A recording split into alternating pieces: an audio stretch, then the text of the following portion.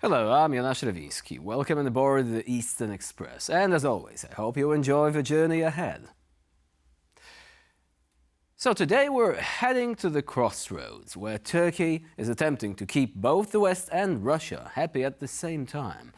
But here is the catch. It's 2024, there is war all around, and this act is giving less Cirque du Soleil and more juggling flaming swords and a tightrope in the middle of a storm.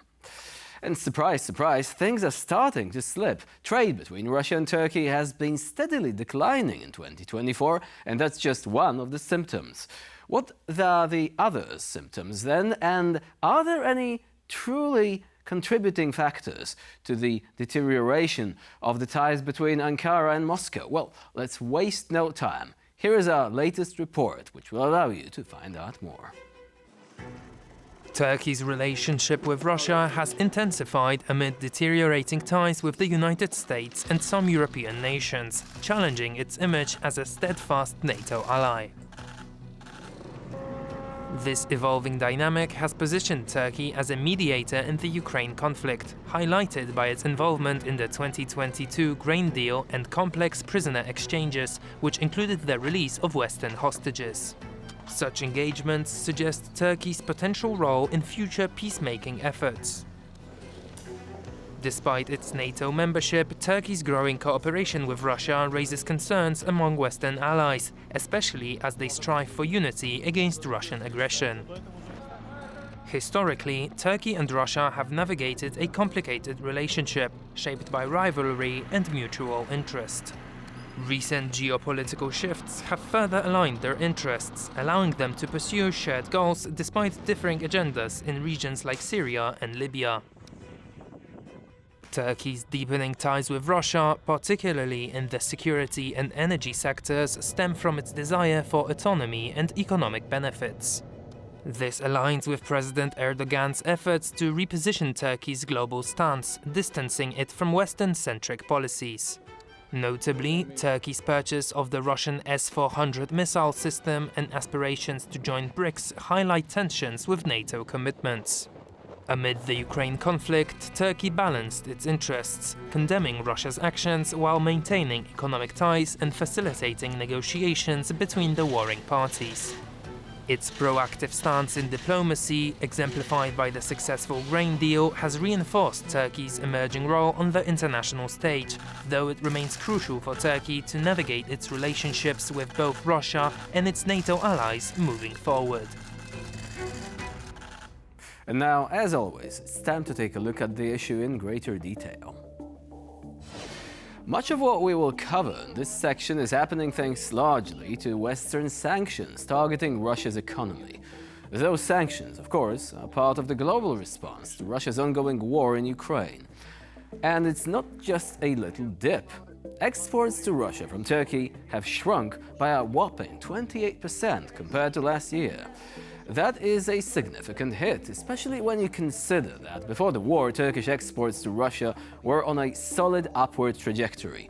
Now, this isn't just about some fancy products or obscure trade deals. No, this is about oil, gas and energy, the stuff that keeps the lights on and the heat running.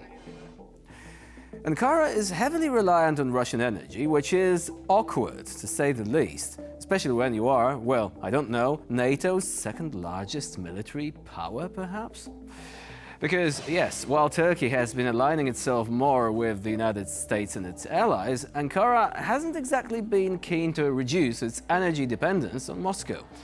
In fact, they increased imports of Russian fuel by 105% between February 2023 and February 2024. 105%. So, on the one hand, we have Turkey buying American F-16s and blocking Russian bank run transactions, but on the other, they are still one of Russia's biggest energy consumers. Ankara just wants to have its cake and eat it too, and then sneak a slice of someone else's pie on the way out.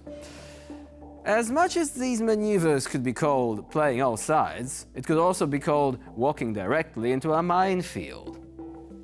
All right, let's talk about the US for a second. Washington, never known for its subtlety, has been putting pressure on Turkey to stop exporting dual-use goods to Russia. You know, electronics, chips, semiconductors.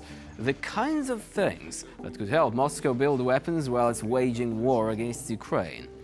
Turkish banks have even started blocking payments from Russian companies, all to avoid the wrath of secondary sanctions from the US. Because, truth be told, nobody wants to be on Americans' bad side when it comes to the global financial system.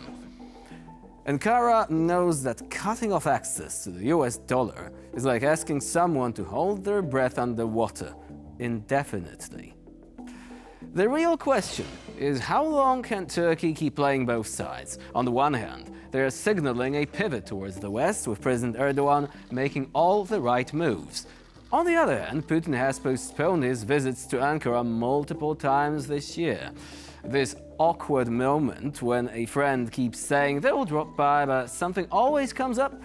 That is where we are with Putin and Erdogan right now. And when Putin asked to be escorted by Russian fighter jets to Turkey earlier this year, Erdogan was like, yeah, no, we're good. Certainly not what the Botox blow-up doll leading Russia from the Kremlin has expected. So, what does the future hold then? Turkey's energy dependence on Russia isn't going away overnight. It is too entrenched.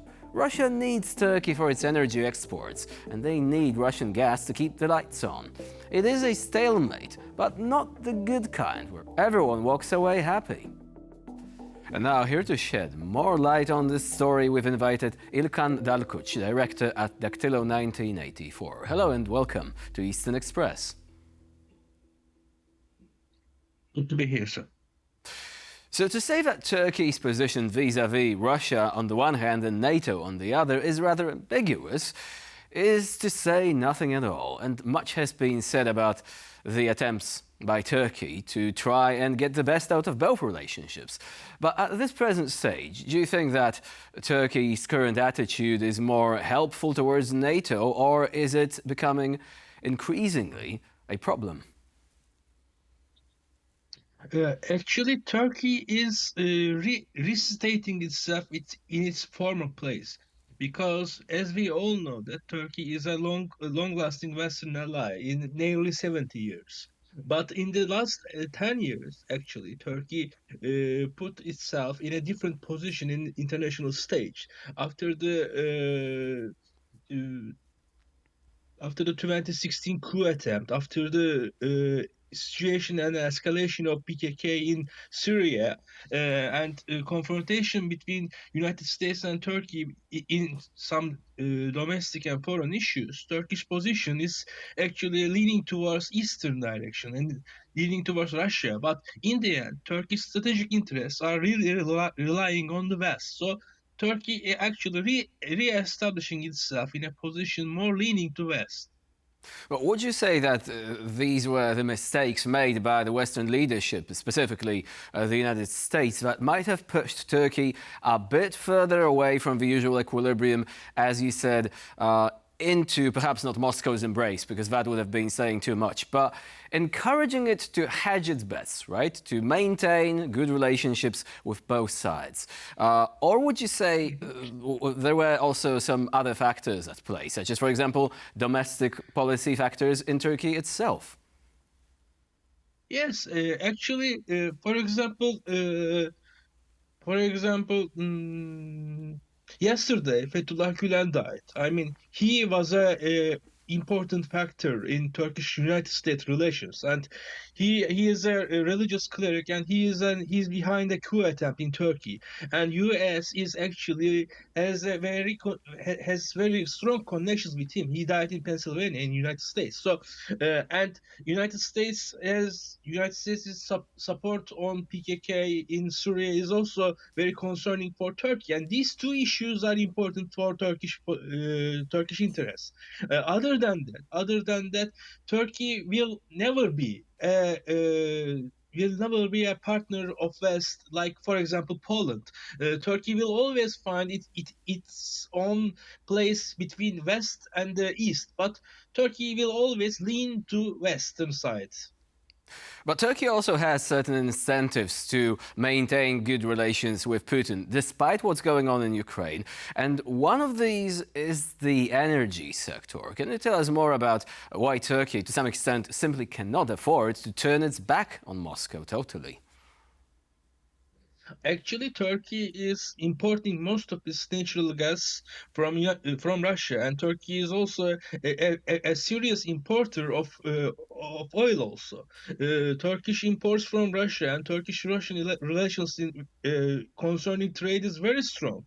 Russia is top three trade partner, one of the top three trade partners of Turkey, and Turkey cannot undermine, cannot ignore Russia. Russia will always be Turkey is one of the main neighbors. But other than that, Russia is also a rival of Turkey, and Turkey would not choose to Russia to win in Ukraine, in Caucasus, in Middle East, in Libya, and in all these strategic areas. Turkey and Russia are rivals, but Turkey and Russia will always be neighbors also. So let's talk about the positives, because the discussion often centers around what the West would like Turkey to do, but it often also glosses over certain issues on which Turkey has very much aligned itself with the West. The Black Sea situation, for example, can you tell us more about this? Because this actually proved crucial to the situation as it is now, preventing Russia from really enhancing its naval capabilities there after the war began. I mean, after Russian invasion in Crimea, actually, there are great concerns. There were great concerns in Turkey because Russian strategic positions in the Black Sea actually threatening Turkey. I mean, there are S-400 missiles in Crimea, and Russian modern fighters are situated in Crimea, and this Russian hegemony on the Black Sea is a real concern to Turkey. But but also Turkey has real security problems in its south, in Syria, in Iraq, and Turkey is actually looking to there for its security concerns. Turkey's major security concern is on the south of Turkey. On the north of Turkey is more calm, more stable area. But Turkey will always have a second eye on the Russia and on the Black Sea.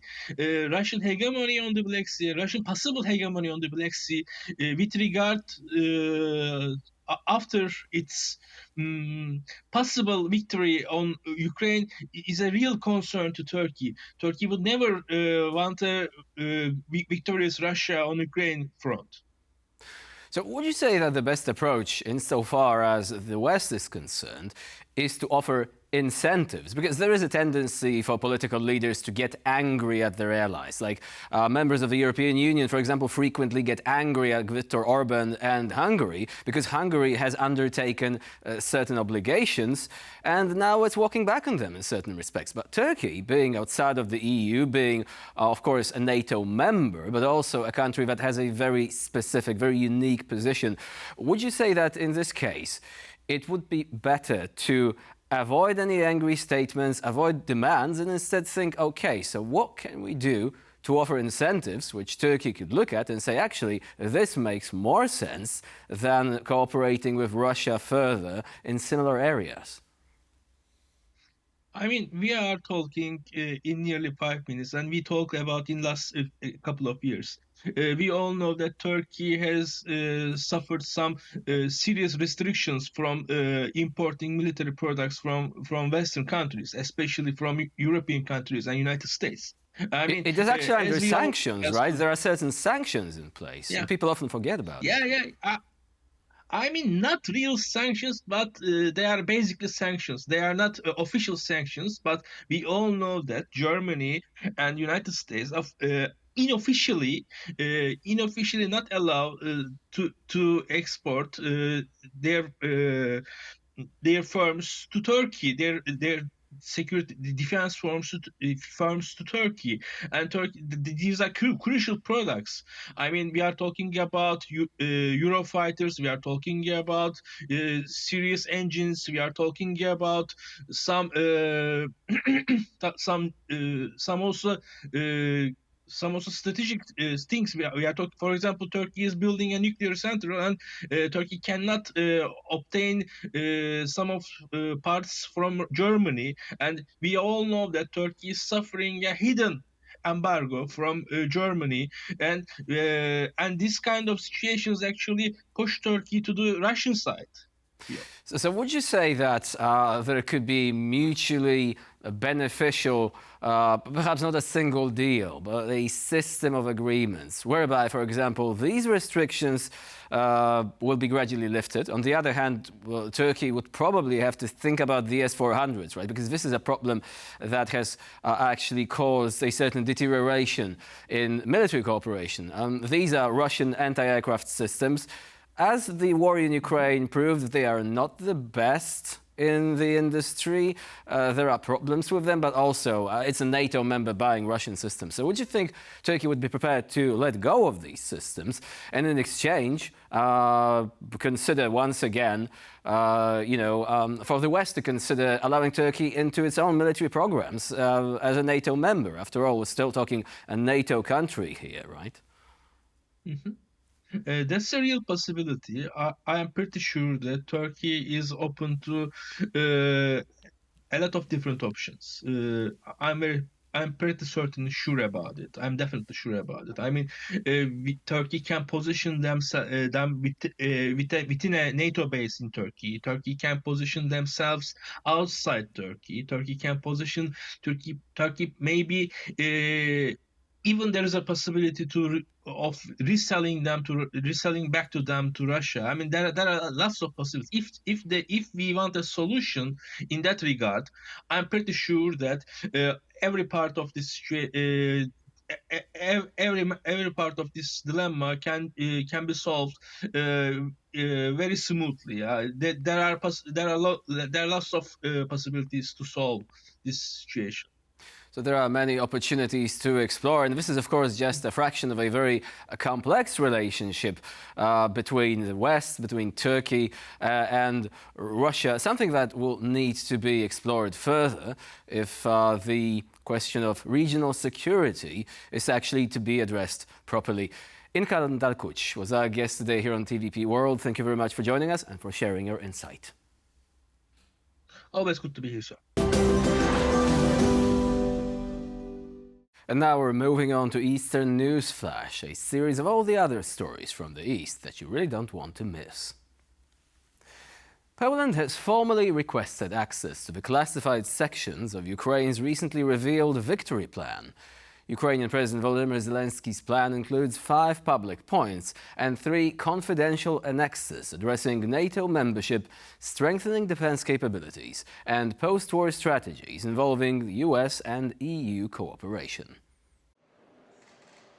Poland's exclusion from key discussions, including an October 18th meeting between US President Joe Biden, French President Emmanuel Macron, German Chancellor Olaf Scholz and UK Prime Minister Keir Starmer, has raised concerns in Warsaw.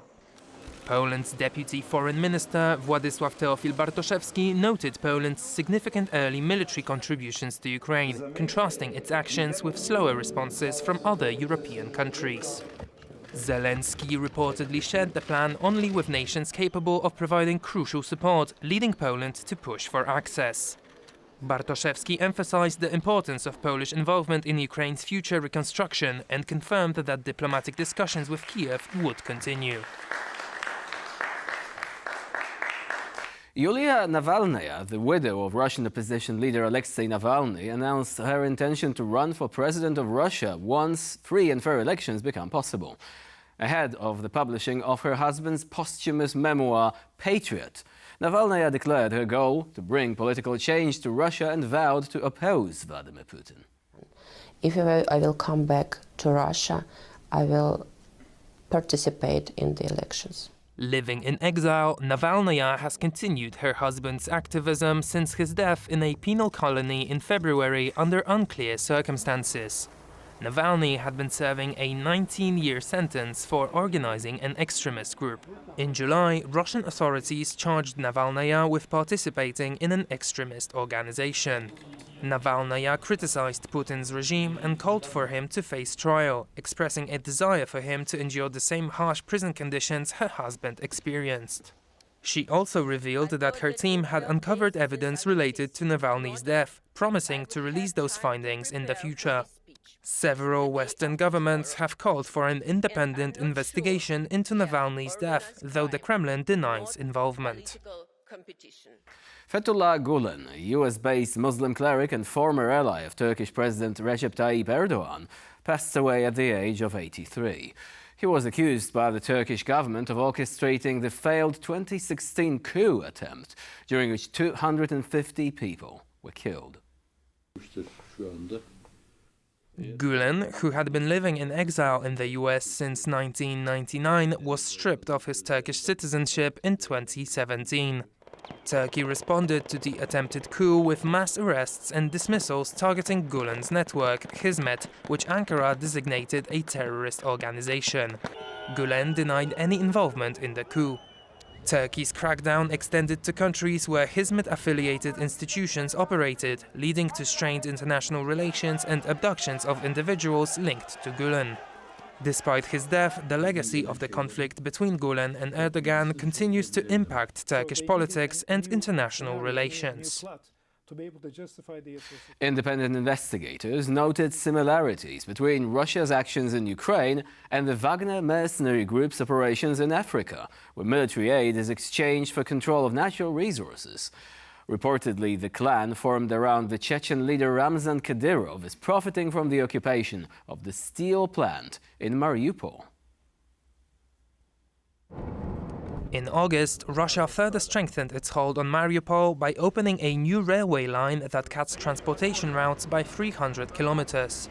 This significantly enhances the efficiency of moving military and civilian supplies, reducing the reliance on the vulnerable Kerch Bridge and speeding up deliveries by as much as a week. Ukrainian authorities continue to condemn these moves as part of Russia's broader strategy to exploit occupied territories for economic and military gain. Apart from steel, Ukraine has accused Russia of exporting over 180,000 tons of stolen grain from the occupied port of Mariupol, which has been under Russian control since 2022. Ukrainian officials describe these actions as economic terrorism, alleging that Russia is using the stolen grain to fund its military operations and prolong the war.